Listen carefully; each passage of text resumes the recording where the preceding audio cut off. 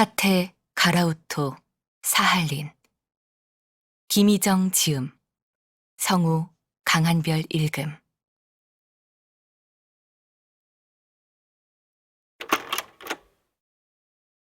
4월이구나. 여긴 겨우내 쌓인 눈이 반도 녹지 않았지만 내 고향에선 온갖 꽃들이 피어나기 시작할 때구나. 해마다 4월이 되면 떠올리던 풍경이 이 가물가물한 눈에도 어김없이 떠오른다. 아니, 4월뿐만 아니라 1년 내내 그곳을 떠올리며 살았다. 지금쯤 살구꽃이 피었겠구나. 눈에 물을 댈 때구나. 보리타작을 하겠구나. 감자를 캘 때구나. 깨를 털 때구나. 무밭에 첫서리는 내렸을까? 해마다 절기를 꼽아가며 그곳을 떠올리곤 했다. 무엇보다 나는 잊는 게 두려웠다. 아니, 필사적으로 그곳을 잊지 않기 위해 애썼다. 이 춥고 먼 섬에서 왜 그토록 고향을 잊지 않으려 몸부림쳤는지 모르겠구나, 준아.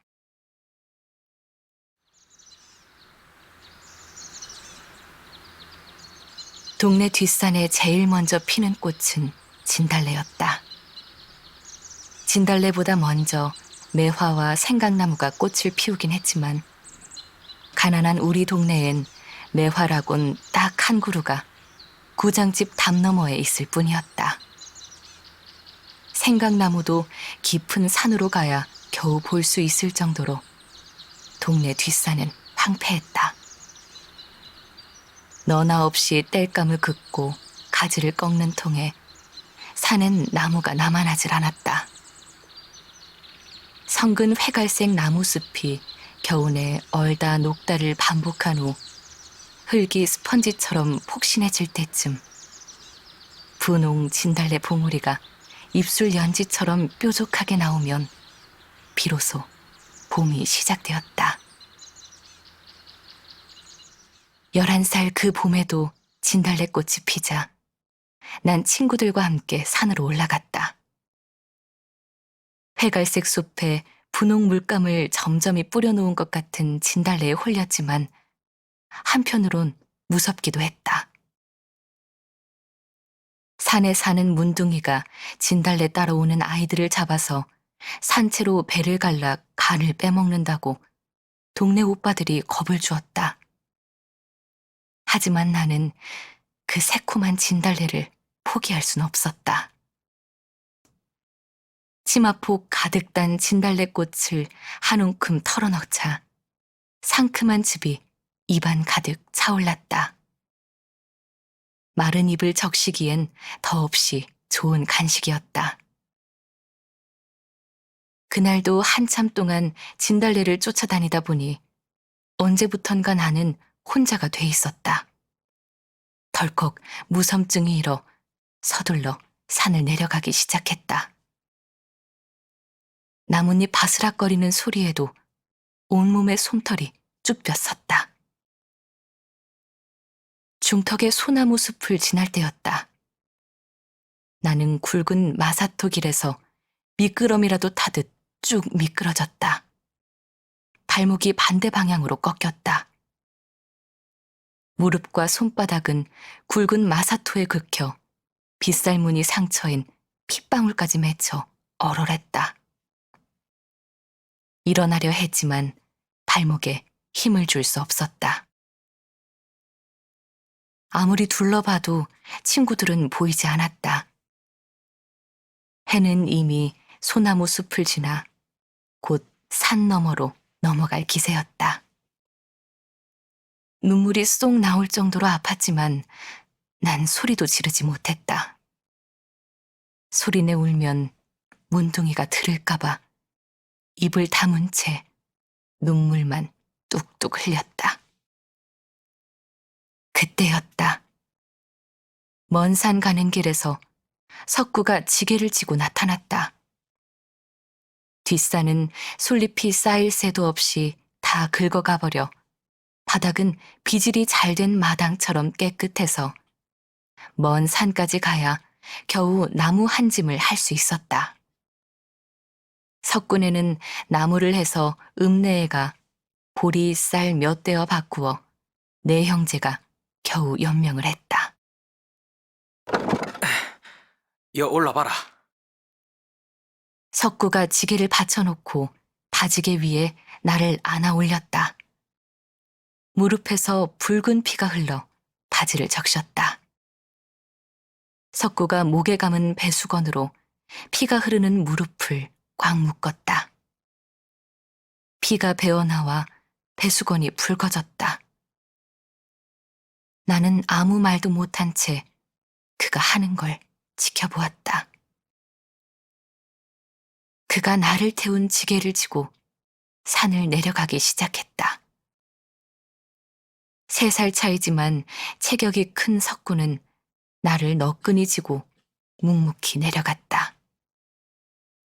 자잘한 나뭇가지 위에 솔갈비를 얹은 바지개 안은 이불을 깔아놓은 듯 푹신했다. 나는 기분 좋은 흔들림을 즐기며 하늘을 바라보았다. 누군 햇빛이 소나무 가지 사이를 뚫고 내려와 이마를 어루만졌다. 석구의 등은 요람처럼 편안했다. 그날부터였다. 석구가 내 눈에 자꾸 들어오기 시작한 것이. 석구네는 동네에서 제일 가난했다. 초가는 몇 년 동안 이영을 새로 하지 못해 썩은 집이 열병 환자 머리카락처럼 한 움큼씩 빠진 채 내려앉았고 마루는커녕 토방도 없는 단칸방에서 내 형제가 살았다. 석구 아버지는 총독부에 토지조사 때 신고를 하지 않아 그나마 조금 있던 밭되기를 빼앗긴 후 폐인이 됐다.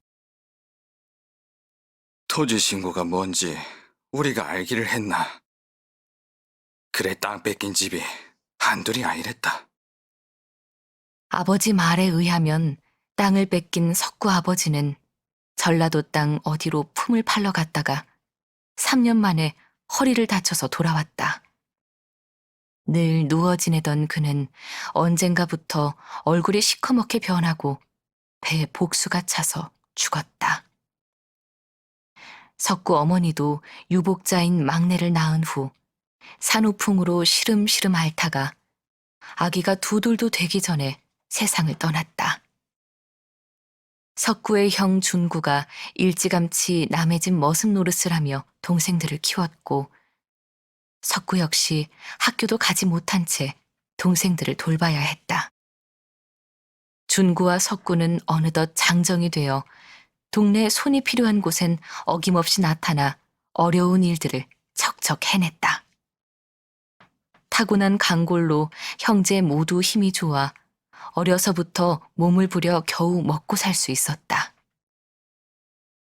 준구에게 징병이 나왔다. 일본은 전쟁을 일으킨 후 어지간히 힘쓰는 남자들을 징병이나 징용으로 끌고 가기 시작했는데 석구의 형 준구에게 징용이 나왔다. 동네마다 할당된 인원이 있다는 소문이 돌면서 순사는 구장집을 뻔질나게 드나들었다. 구장은 연신 담배를 피우더니 어느 날 준구를 불렀다. 아무래도 중군 네가 댕겨와야 할 것 같다.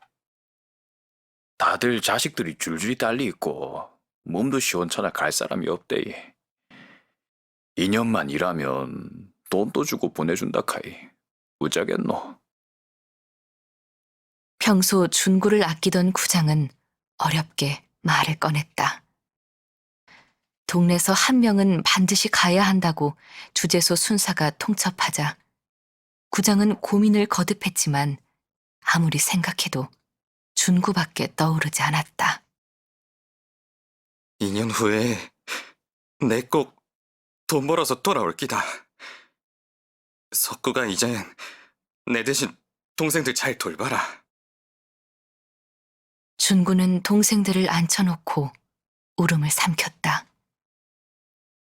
화태가 어딘지도 모르면서 사람들은 화태했다. 거기 가면 살아서 못 올지도 모른다고 했다.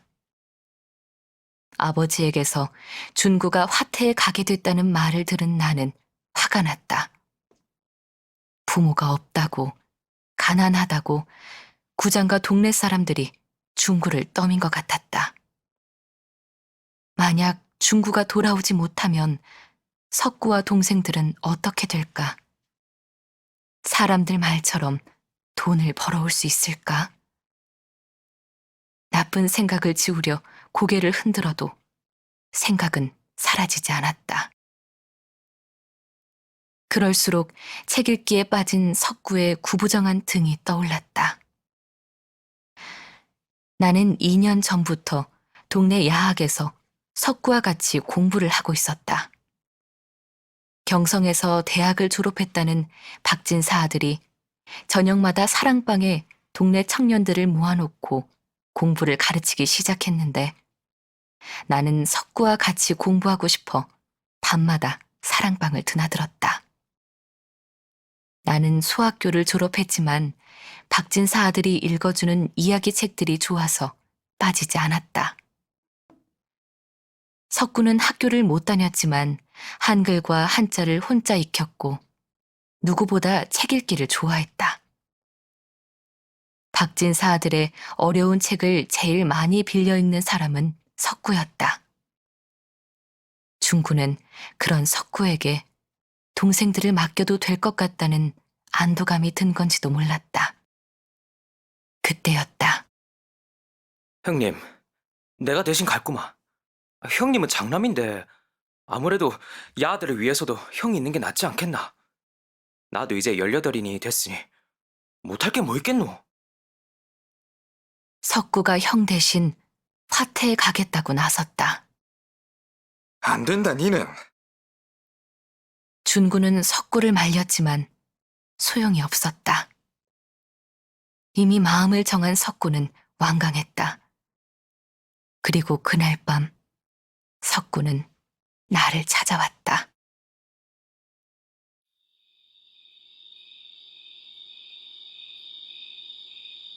(2년만) 기다리라. 내 돈 벌어 와서 니랑 꼭 혼인할 기다. 18살 석구는 뒷동산 당산나무 아래에서 비장한 선언이라도 하듯 말했다. 나처럼 날카로운 초승달이 석구의 눈을 찌르기라도 한 듯 자꾸만 눈을 비볐다. 그의 형 준구에게 징용이 나왔는데 왜 석구가 간단 말인가? 나는 석구의 말이 이해가 되지 않아 멍하니 그를 쳐다보았다. 석구가 불쑥 내 손을 잡았다. 안 된다. 석구, 니는 가면 안 된다. 나는 안 된다는 말만 반복했다. 석구가 잡은 손에 힘을 주었다. 지난 봄 장날처럼. 그날은 읍내에서 만난 석구와 함께 집에 돌아오게 됐다.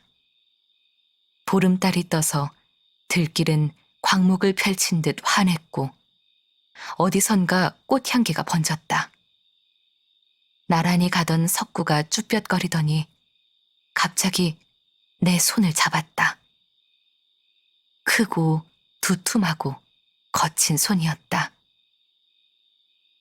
떨리는 그의 손에서 땀이 배어났지만 나는 손을 빼지 않았다. 석구는 그날처럼 다시 내 손을 잡았다. 맞잡은 손바닥에서 그와 나의 숨이 섞여 소용돌이 쳤다. 내 꼭 온다. 기다리라. 알았나? 그가 다짐을 받듯 내 눈을 뚫어져라 쳐다보았다. 나는 아무 말도 하지 못하고 고개를 숙였다. 말을 하면 눈물이 쏟아질 것 같았다.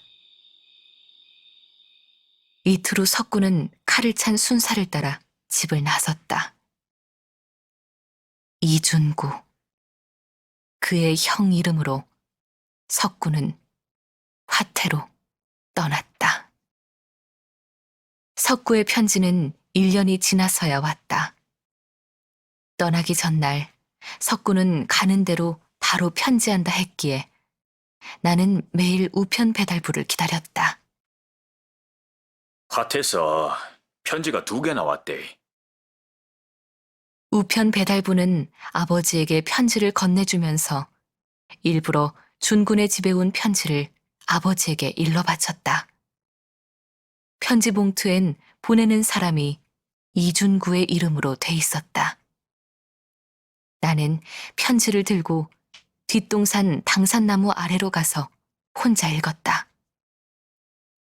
그리고 다음 날 나는 가족들이 식사를 마치자 선언을 했다.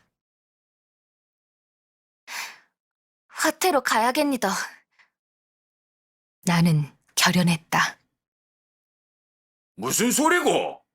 도대체 거가 어디라고 지지바가 혼자 간다는 거로? 아버지는 대뜸 소리를 질렀다. 좀처럼 화를 내는 적이 없는 아버지는 화롯불이라도 삼킨 표정이었다.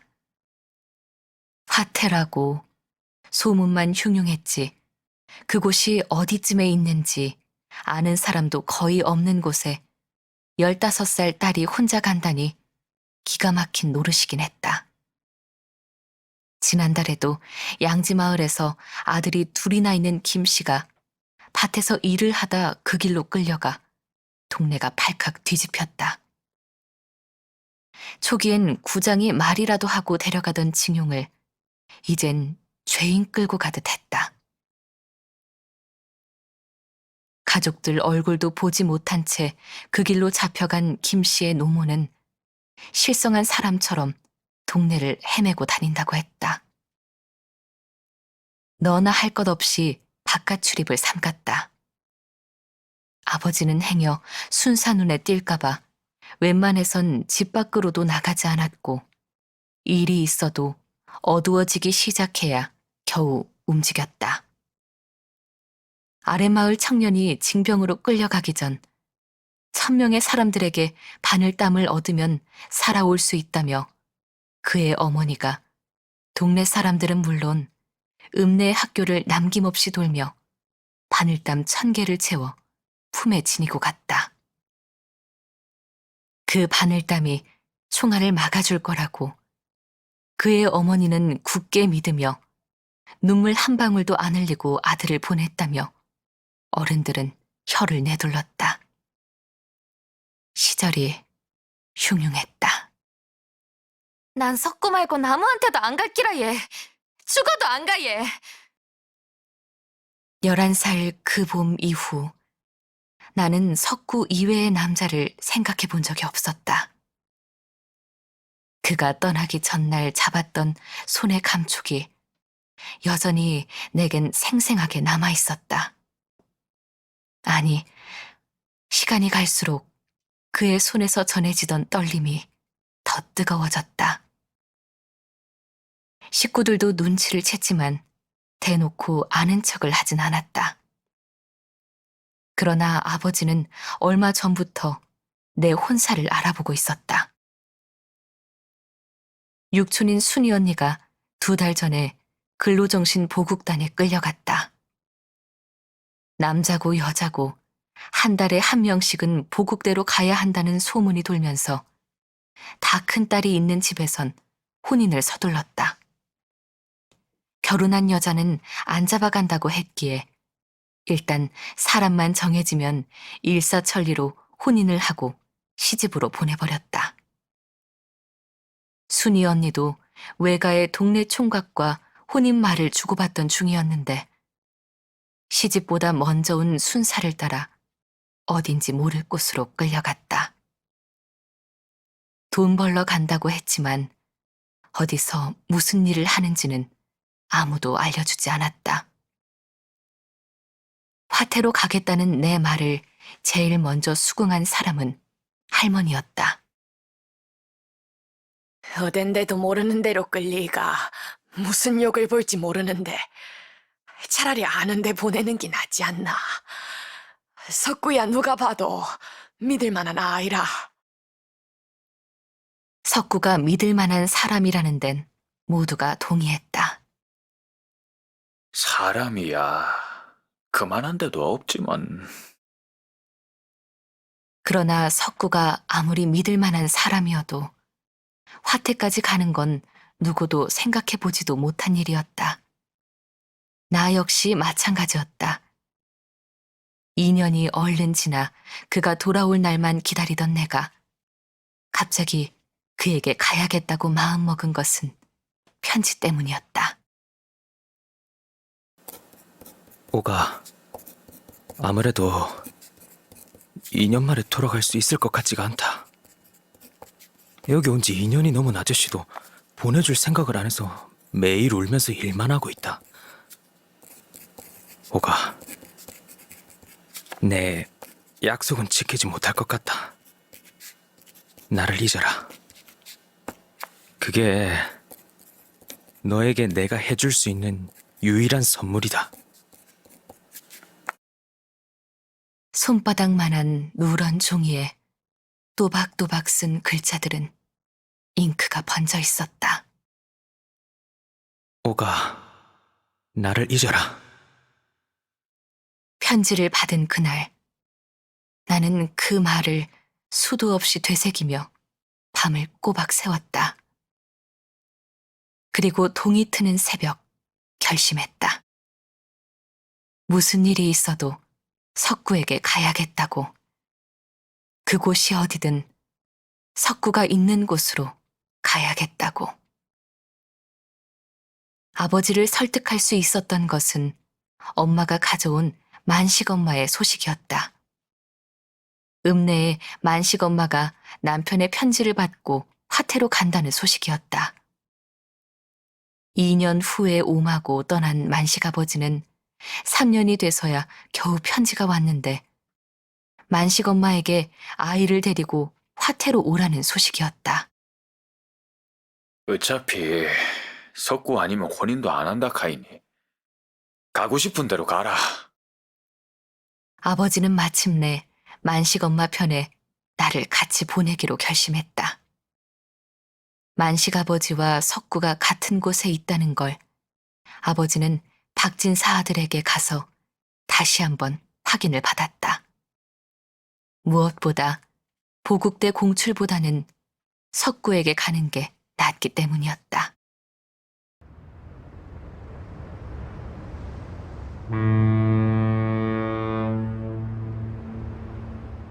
자작나무 위로 보름달이 불쑥 솟아오른다. 금덩이처럼 크고 노란 달이 뜨면 숲은 귀기가 어린 듯 푸르게 변한다. 하얀 나무 껍질 때문에 더 지푸르게 보이는 자작나무 숲. 누구는 그 숲이 신비하다고 반하기도 하더라만 난 아직도 그 푸른색이 무섭기만 하다.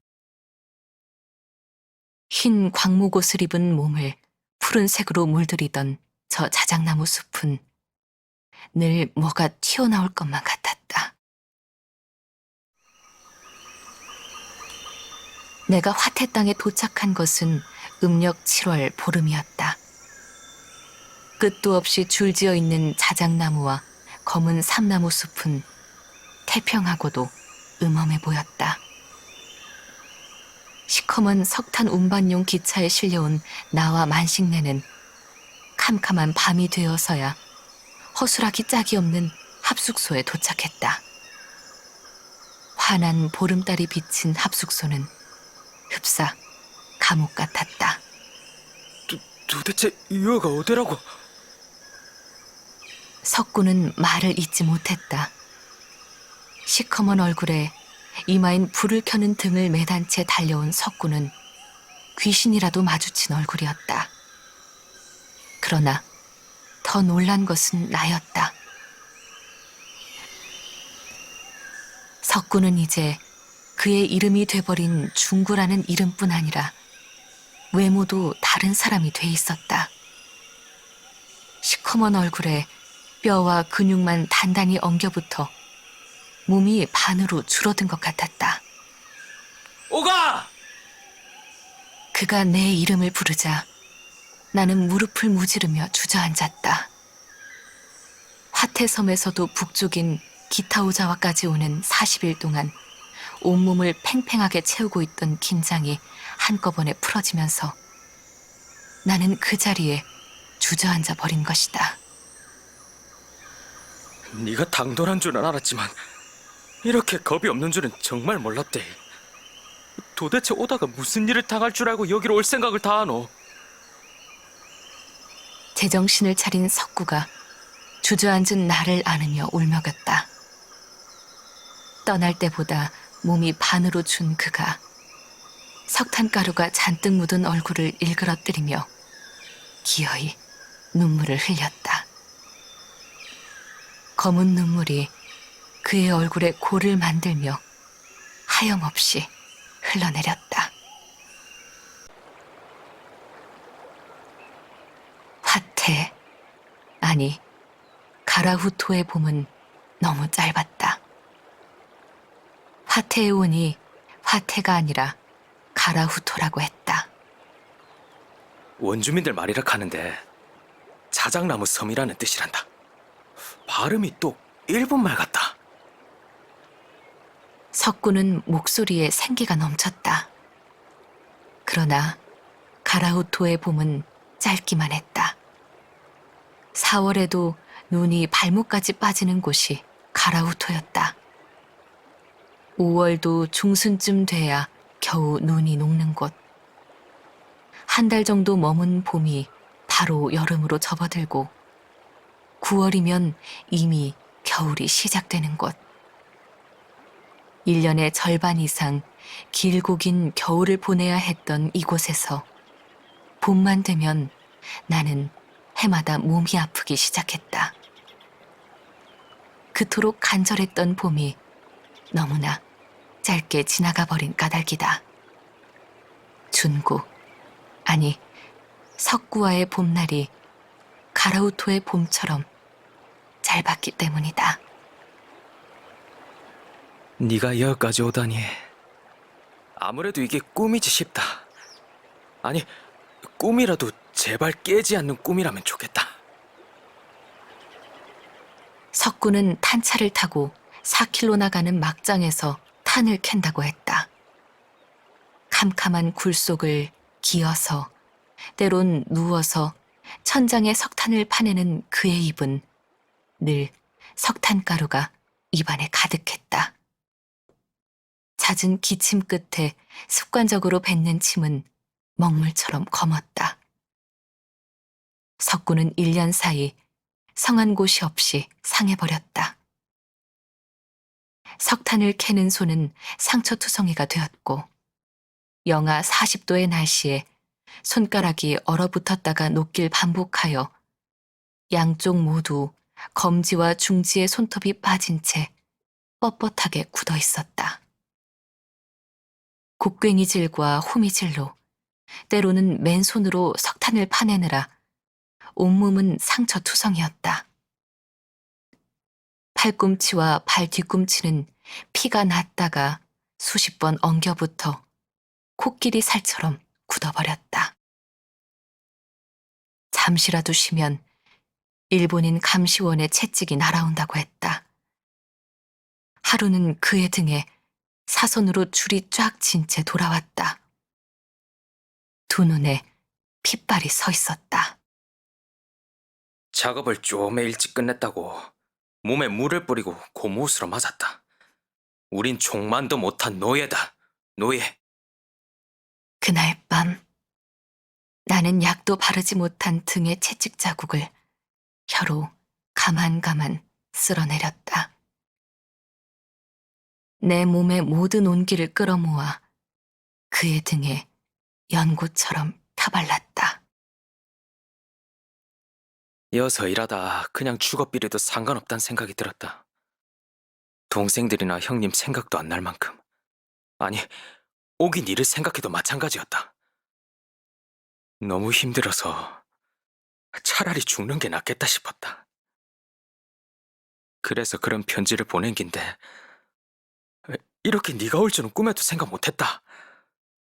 나 이젠 죽고 싶지 않다. 오가, 우리 꼭 살아서 고향으로 가자. 네가 오이 꼭 살아서 돌아가고 싶다. 오가, 꼭 살아남자. 석구는 굴착이라도 하듯 내 몸을 파고들었다. 9월이 되자 간간히 눈이 오기 시작해서 곧 발목까지 푹푹 맞았다.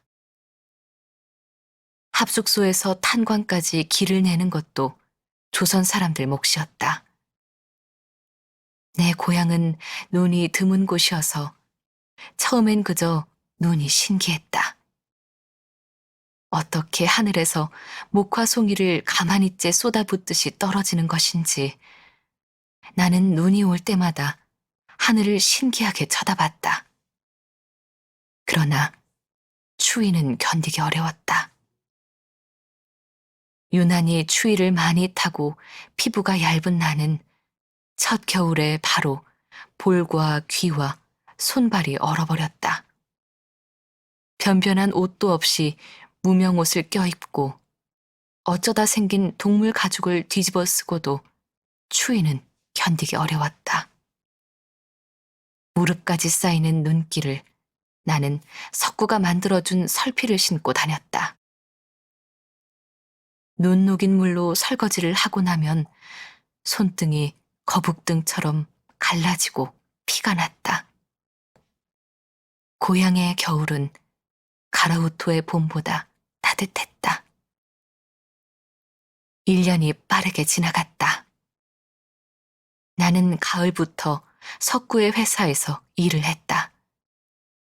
석탄 회사는 월급을 회사에 저금했다가 집에 돌아갈 때 준다면서 돈을 주지 않았다. 석구보다 먼저 온 사람들은 채권이라는 종이 쪼가리를 받기도 했다고 들었다. 나는 만식 엄마와 같이 컨베어 벨트로 나오는 석탄에서 돌을 골라냈다. 맨손으로 돌을 골라내는 일은 쉽지 않아 손톱이 빠지기 일쑤였다. 그래도 석구와 같이 있는 것으로 통증은 쉽게 가라앉았다.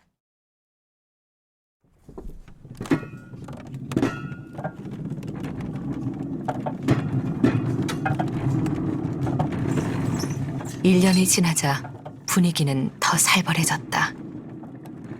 언제부턴가 석탄의 재고가 쌓이고 있었다. 캐는 대로 바로바로 기차에 실리던 석탄이 산처럼 쌓인 채 며칠째 그대로였다.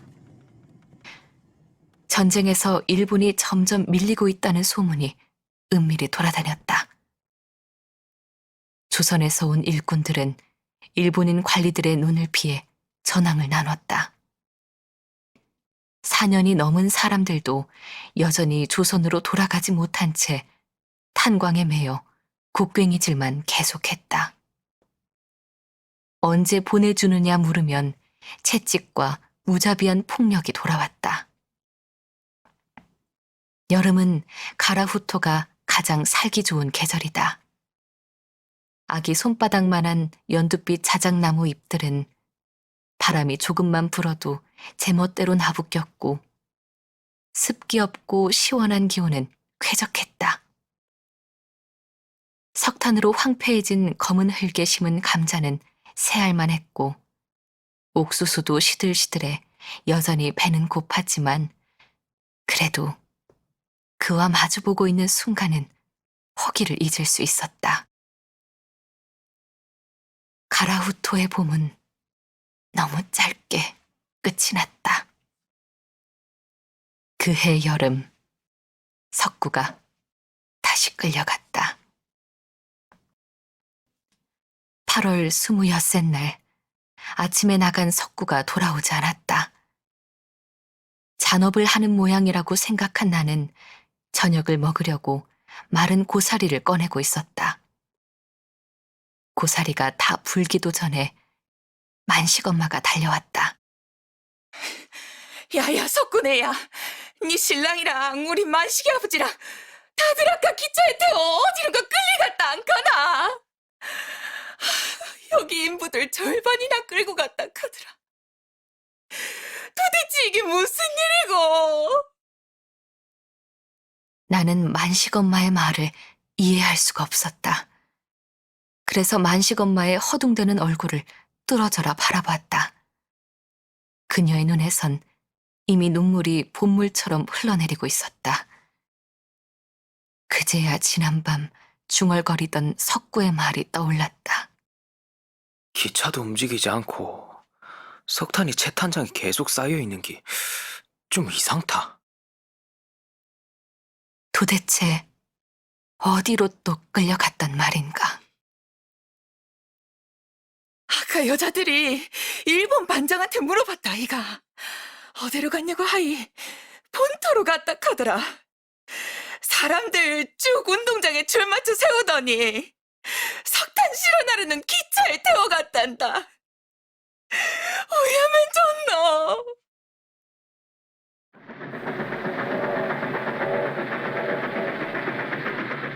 겨우 1년 남짓이었다. 석구와 함께 보낸 시간은 겨우 1년.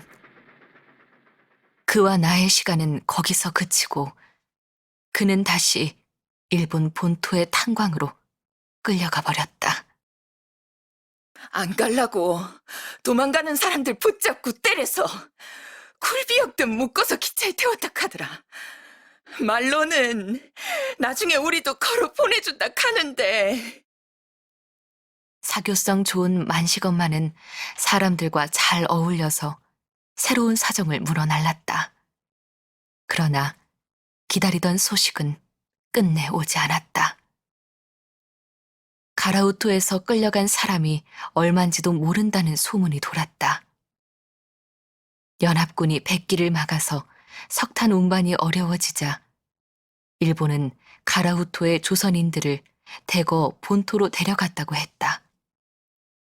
어떤 집은 광부 아버지와 학교 다니던 아들이 같이 끌려갔다고 했다. 소년을 갓 벗어난 15살 아이를 덩치가 크다는 이유로 함께 끌고 갔다고. 늘 소음이 끊이지 않던 합숙소가 갑자기 텅 비어버렸다. 적막한 합숙소로 저녁 이내가 내려앉고 있었다. 탄광초는 화차의 기적 소리도 작업장의 소음도 굴뚝의 연기마저 멈춰버렸다. 그제야 가라후토, 이 낯선 땅에 나 홀로 남았다는 실감이 났다. 검은 석탄으로 뒤덮인 골짜기에 거대한 채탄장과 검은 철로, 높은 막루와 수용소 같은 막사와 멀리 보이는 자작나무 숲이 처음 보는 풍경처럼 낯설었다. 석구는 어디로 간 걸까? 문만 열면 논밭이 보이고 야트막한 산자락에 옹기종기 이마를 맞대고 있는 고향이 문득 떠올랐다. 다시 주위를 둘러보았다. 시커멓고 시커먼 땅. 도대체 여긴 어디일까? 그는 어디로 가고 나는 왜 이곳에 혼자 버려진 것일까?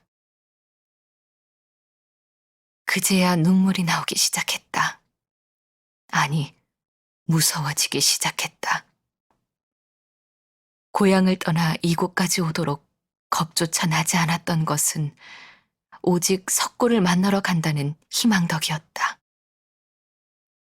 나는 바닥에 주저앉아 무릎에 얼굴을 묻었다. 이제 어디로 가서 그를 찾는단 말인가? 밭에, 아니, 가라후토 섬도 아닌 일본 땅 어디로 가서 다시 그를 찾는단 말인가. 나는 넋이 나간 채 밖으로 뛰쳐나갔다. 석구가 없는 가라후토는 수용소일 뿐이었다. 끌려간 사람들에게선 편지 한 장 오지 않았고 남은 가족들을 그들이 간 곳으로 보내준다던 약속은 지켜지지 않았다. 규슈와 군함도로 끌려갔다는 확인할 수 없는 소문만 들려왔다. 그는 도대체 어디로 간 것일까? 나는 더 이상 그를 찾아 떠날 수도 없는 몸이 돼버렸다. 석구가 떠난 지 2달 후에야 나는 임신이라는 사실을 알게 됐다. 너를 낳은 곳은 한밭집이었다.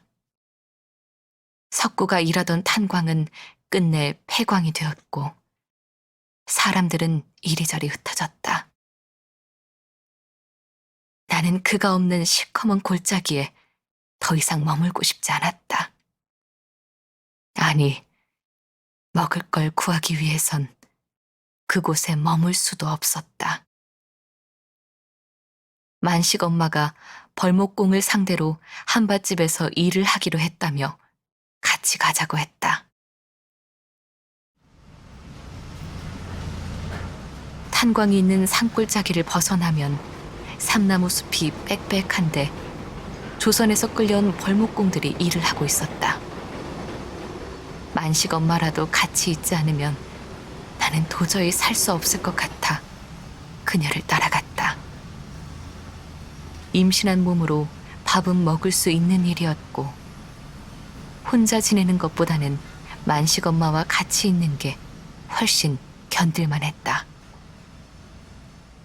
여름이 시작되는 7월 초, 너는 한밭집 합숙소에서 만식 엄마의 손에 안겨 세상에 나왔다.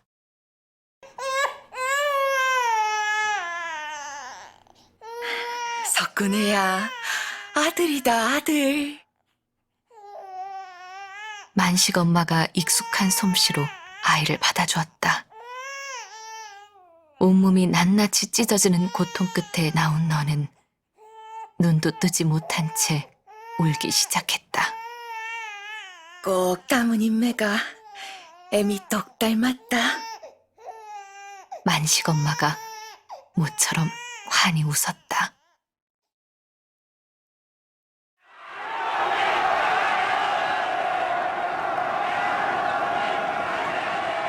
네가 태어난 지 1달 보름이 지나 해방이 되었다. 가라우토 섬의 우리는 1달이 지나서야 그 소식을 들었다. 일본이 패망했다고 했다. 내가 태어날 때부터 천황의 나라였는데 그 나라가 망할 수도 있다는 게 믿기지 않았다. 아니, 그 나라가 망했다는 것은 석구가 풀려난다는 게 아닌가.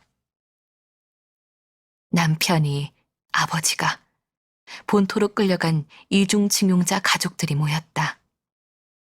남편과 아들이 같이 끌려간 집이었다. 모두들 중구난방 웅성거렸지만 일단은 짐을 꾸려놓고 기다리자고 했다. 조선으로, 고향으로 가야 하니까. 짐이랄 것도 없었다.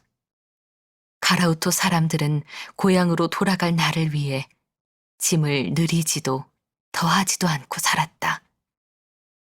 보따리 1-2개가 전부였다.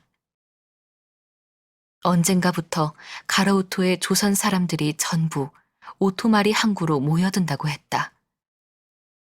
가라후토로 오려면 누구나 거쳐온 항구 오토마리. 나도 만식 엄마와 만식, 그리고 너를 안고 귀향길에 올랐다. 이제 고향으로 돌아갈 수 있게 됐으므로, 아니, 석구가 그곳으로 돌아올 것이므로.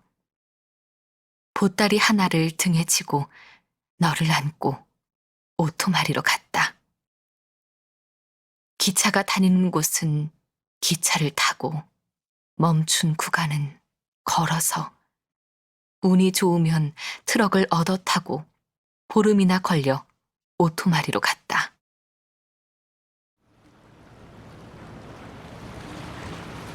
오토마리 항구는 사람들로 인산인해였다. 일본 사람들은 작은 배라도 구해 홋카이도로 떠나거나 자신들을 데리러 올 배를 기다렸다. 조선 사람들은 배도 구할 수 없어 무조건 기다렸다. 항구가 보이는 언덕에 흰옷 입은 사람들이 모여 줄인 배를 견디며 배가 오기만을 기다렸다. 수평선으로 노을이 셀 수도 없이 떨어지고 자작나무 잎들은 노랗게 물들어갔다. 간간히 눈이 왔다. 곧 폭설이 쏟아질 것을 알기에 그 전에 이 추운 섬을 떠나고 싶었다. 아니, 그 전에 석구가 돌아와야 했다. 그래야 그와 함께 고향으로 돌아갈 수 있었다. 그럴 수 있을 거라고 믿었다. 나 같은 사람들이 몰려든 오토마리 항구 언덕에는 천막과 합숙소가 들어서고 아이들이 뛰어다니고 조선말이 장날처럼 넘쳤다.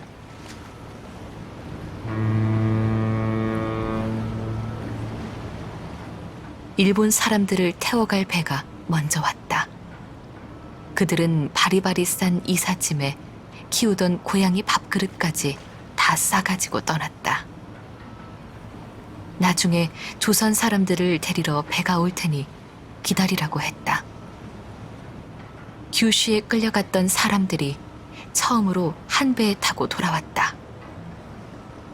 가라우토에 가족을 두고 간 사람들이었다. 그러나 석구도 만식 아버지도 그들 속엔 없었다.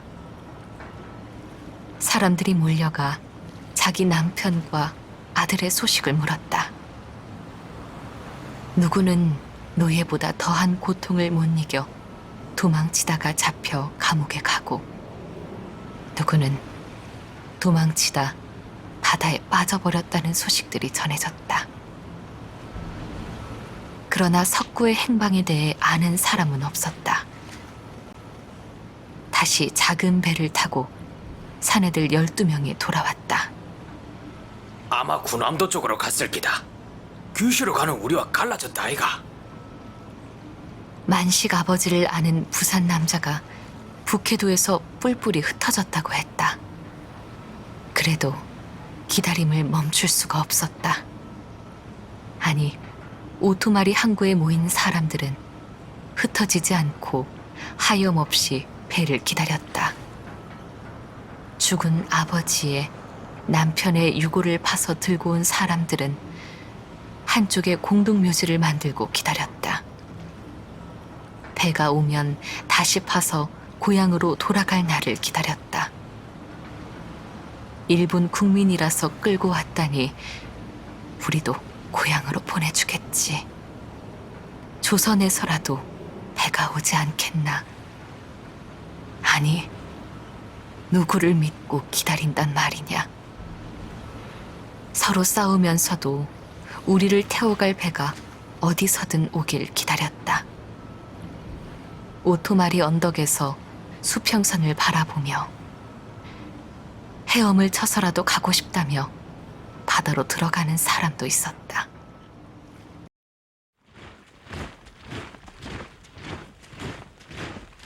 배는 끝내 오지 않았다. 우리를 태울 어떤 배도 오지 않았고 석구도 만식 아버지도 소식이 없었다. 대신 노소와 군인들이 들어왔다. 키가 크고 얼굴이 하얗고 파란 눈의 군인들이 군함을 타고 들어왔다. 그들의 땅이 됐다고 했다. 말도 알아들을 수 없고 글자도 읽을 수 없었다. 눈이 내리는 항구는 수평선도 지워졌다. 움막을 지은 사람들은 여전히 흩어지지 않고 배를 기다렸다. 춥고 배가 고파 아이들과 환자들이 죽어나갔다. 얼마 후에 조선말을 하는 통역을 데리고 노소와 군인이 와서 말했다. 일본 사람들은 모두 떠났고 당신들은 해방이 되었으니 더 이상 일본 사람이 아니라서 일본은 배를 보내지 않을 것이라고. 그렇게 나는 고향으로 가지도 못한 채 너를 데리고 이곳 가라우토, 아니 사할린에서 살게 됐다. 소련이라는 나라에서 국적도 없는 사람으로 말이다. 해방 후 얼마 되지 않아 조선 반도가 둘로 나뉘고 내 고향은 남조선이 되었다는데 소련은 적대국이 됐다. 사할린에 남겨진 사람들은 훗날이라도 고향으로 가려면 소련 국적을 받으면 안 된다고 했다. 그래서 만식 엄마도 나도 모두 무국적자로 남아 살게 됐다. 블라디보스톡에 있는 대학에 가기 위해 소련 국적이 꼭 필요하다고 너는 애원했다. 결국 너는 소련 국적을 얻었지만 나는 끝내 무국적자로 남았다. 너는 무엇보다 공부를 잘했다. 오토말이라는 일본 지명이 코르사코프라는 이름으로 바뀐 그 항구에서 자란 너는 공부를 잘해 국가 장학생으로 블라디보스톡 대학의 기숙사에 들어가게 됐다. 엄마, 우린 버림받았어요. 더 기다리지 말고 소비에트 사람으로 살아요, 우리. 너는 울며 애원했다. 더러는 일본에 있는 사람들을 통해서 고향에 연락이 되기도 한다더라만 나는 편지조차 하지 않았다. 살아있다면 석구는 무슨 수를 써서라도 나를 찾아왔을 테니까. 내가 그를 찾아왔듯이 그 역시 헤엄을 쳐서라도 왔을 테니. 아니, 내가 어떤 연락도 하지 않은 것은 그의 죽음을 확인하게 될까봐 무서워서였는지도 모른다. 네가 대학을 간 후부터 나는 혼자가 되었다.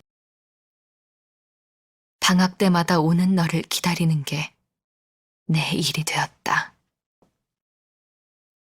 대학을 마치고 다시 모스크바 대학으로 간 너는 살 길은 그뿐이라는 듯 공부에만 매달렸다. 결국 너는 과학원 연구원이 되어 모스크바에 정착을 하고 러시아 여자와 결혼을 했다. 너는 내게 그곳으로 오라고 했다. 그러나 나는 가지 않았다. 석구를 기다려야 했다. 그가 언제 올지 모르지만 나는 여기 사할린을 떠날 수 없었다. 그가 죽었다면 훌령으로라도 찾아올 것이기 때문에 나는 이곳을 떠날 수 없었다. 아니, 내가 여길 떠나버리면 규슈인지 군함도인지 어디서 떠돌고 있을지도 모를 석구의 영혼이 찾아갈 곳이 없을 것이기 때문에 나는 여길 떠날 수 없었다. 아무래도 마지막일 것 같아 너를 불렀다.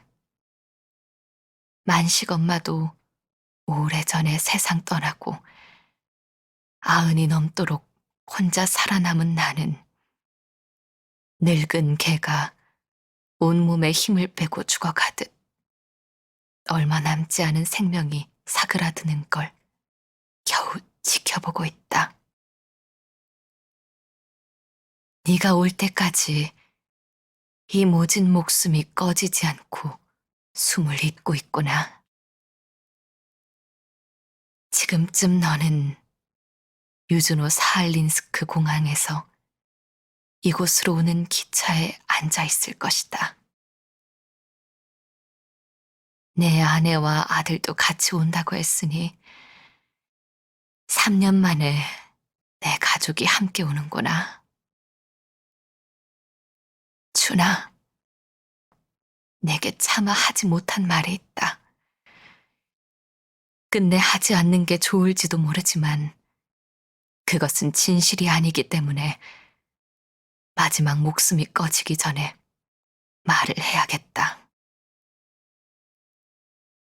준아, 네 아버지는 이석구가 아니다. 아니, 이석구가 평생 자기 이름으로 산 형 이준구도 아니다. 석구가 일본 본토로 끌려간 날, 넋이 나간 채 길에 주저앉은 나를 누군가 업고 어둠이 내리는 자작나무 숲으로 갔다.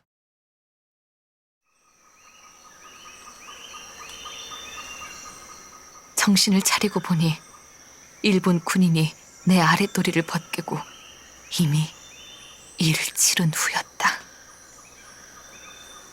그가 바지를 입을 때야 정신을 차린 나는 눈을 감은 채 그가 돌아가는 발자국 소리를 들었다. 무서워서 그의 얼굴을 보지도 않았다. 얼굴을 보면 그가 나를 죽일 수도 있을 것 같았으니까. 나는 푸른 빛이 빽빽이 몰려온 후에야 겨우 자작나무 숲을 빠져나와 집으로 돌아왔다. 2달 후 임신인 줄 알게 된 나는 죽고 싶었다. 누구의 아이인지 너무나 분명했기 때문이다. 한 번은 산 꼭대기에 가서 몸을 던지려고 산을 올라갔다. 그런데 중턱도 못 가서 나는 심한 구토를 하기 시작했다. 속의 걸 모두 개워내고 나서야 깨달았다. 구토는 네가 지르는 비명이란 걸. 그런 너를 차마 죽일 수가 없었다. 네가 도착하기 전에 내가 먼저 떠날지도 모르겠구나. 내가 이리 늦게 연락한 것은 일부러 그런 것인지도 모른다. 네 얼굴을 보고 말할 용기가 나지 않았다. 이석구를 친아비로 알고 있는 내게 차마 진실을 말할 수가 없었다.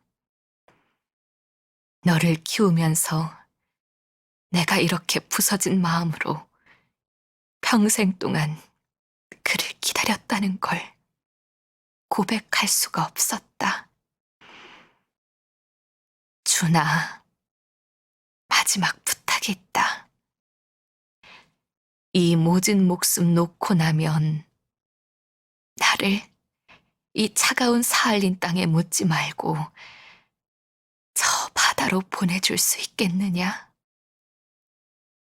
죽어서라도 내 고향에 가고 싶은 이 마지막 소원을 들어줄 수 있겠느냐? 바닷물결에 태워만 주면 알아서 내 고향으로 찾아갈 테니.